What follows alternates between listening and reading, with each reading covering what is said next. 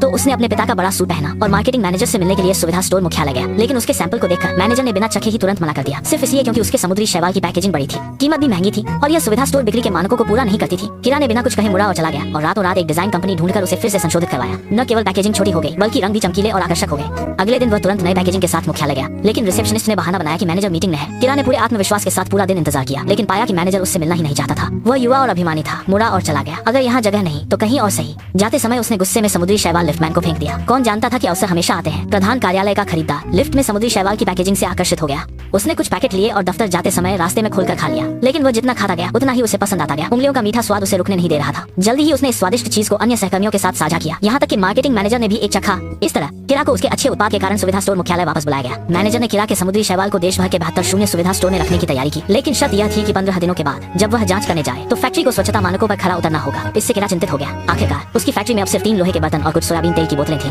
स्वच्छता की तो बात ही छोड़ो, उसके पास फैक्ट्री बनाने के लिए पैसे भी नहीं थे। हालांकि हर मुश्किल पार की जाती है। किरा ने पहले बैंक से कर्ज लेने का फैसला किया, लेकिन वह सिर्फ 19 साल का था और 4 करोड़ के इस कर्ज को कोई भी नहीं उठाना चाहता था, यहाँ तक कि बैंक भी।